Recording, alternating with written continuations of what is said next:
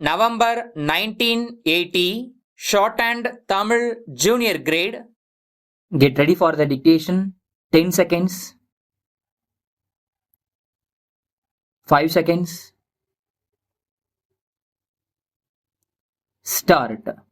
பெரியோர்களே, அருமை நண்பர்களே, வளரும் தமிழகம் என்ற தலைப்பில் பேசுமாறு வானொலி நிலையத்தார் என்னை கேட்டுக் கொண்டுள்ளார்கள்.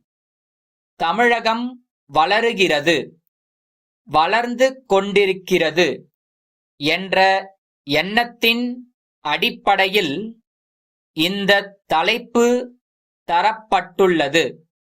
இதில் எனக்கு ஐயமுண்டு. தமிழகம் முன்னேறுகிறது என்பதில் ஓரளவுதான் உண்மை இருக்கிறது. ஆழ்ந்து சிந்தித்தால் குறைபாடுகள் நமக்கு புலனாகும். ஒரு பகுதி மக்களின் முன்னேற்றம் நாட்டின் முன்னேற்றம் ஆகிவிடாது. வறுமை கோட்டிற்கு கீழ் வாழ்பவர் என்றால் ஒரு நாளைக்கு ஒரு நேரங்கூட வயிறார உண்ண முடியாத நிலையில் இருப்பவர்கள். இவர்கள் தொகை வளர்ந்து கொண்டிருக்கிறது. இன்று அவர்கள்தான் பெரும்பான்மையினர். தமிழகம் உண்மையிலேயே வளருகிறது என்றால் வறியவர்களின் தொகை வளருவது தடுக்கப்பட வேண்டும். அந்த தொகை குறைய ஆரம்பிக்க வேண்டும். அப்பொழுதுதான் தமிழகம் வளருகிறது என்று பொருள். நாம் போடும் திட்டங்கள் பெரும்பான்மை மக்களுக்கு நன்மை பயக்கக் கூடியவையாக, பொருளாதார ரீதியில் அவர்களது வளர்ச்சிக்கு வழிகோலுவதாக அமைய வேண்டும். அதற்கு பல்வேறு துறைகளில் எடுக்கப்படும் முன்னேற்ற நடவடிக்கைகளுக்கு ஏற்றபடி கல்வித்துறை பணியாற்ற வேண்டும். சமூக மாறுதல்களுக்கு, முன்னேற்ற நடவடிக்கைகளுக்கு உதவும் சாதனங்களில் கல்வி மிகவும் வலிமை வாய்ந்த ஒன்றாகும். கல்வி, கலை, கலாச்சார துறைகளில் எடுக்கப்படும் முற்போக்கு நடவடிக்கைகளின் மூலம் தமிழ் சமுதாயத்தை வலிமை வாய்ந்ததாக ஆக்க முடியும். நாம் செய்கின்ற நல்ல காரியங்களின் பயனை பெரும்பான்மையான மக்கள் அடைய வேண்டுமென்று உண்மையிலேயே நாம் விரும்பினால் அவர்களை எழுத்தறிவற்றவர்களாக வைத்துக் கொண்டிருப்பது நியாயமல்ல, முறையுமல்ல. அவர்களது அறிவு கண்ணை திறந்து விட வேண்டும். முதியோர் கல்வி என்பது எல்லா வாய்ப்புகளையும் பயன்படுத்தி செயல்படுத்த வேண்டிய ஒரு திட்டமாகும்.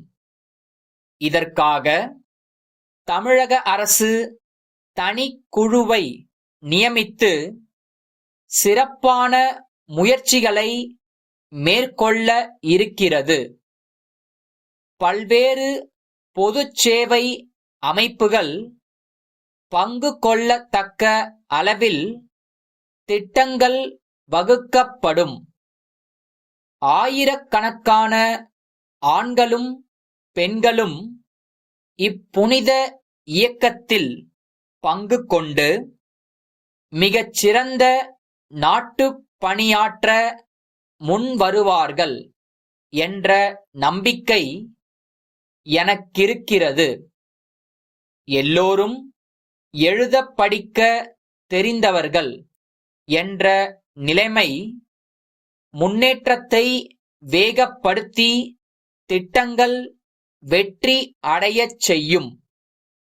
சென்னை தியாகராய நகர் திருமலை சாலையில் உள்ள உயர்நிலை பள்ளி மாணவர் சங்க தலைவர் சாரதியிடமிருந்து சென்னை மாநகராட்சி ஆணையர் அவர்கட்கு 10/1/1979 நாளிட்ட கடிதம்.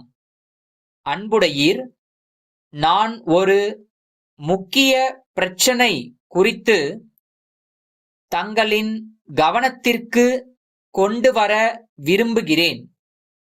எங்கள் பள்ளியின் பக்கத்திலுள்ள காலி மனையும் அதைச் சுற்றியுள்ள இடமும் சமமாக இன்றி பள்ளமும் மேடுமாக இருப்பதால் மழை நாட்களில் நீர் தேங்கி ஈ கொசுக்கள் உற்பத்திக்கு வழி செய்கிறது. விடுதியிலுள்ள மாணவர்களுக்கு இரவு நேரங்களில் கொசுக்களின் தொல்லை தாங்க முடியவில்லை.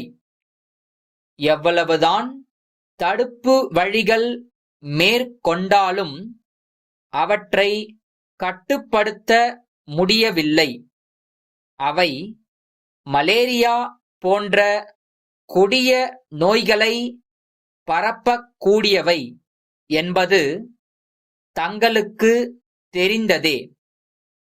அவற்றை கட்டுப்படுத்தாவிடில் அவை பரப்பக்கூடிய நோய்களை கட்டுப்படுத்துவது கடினம். தங்கள் உண்மையுள்ள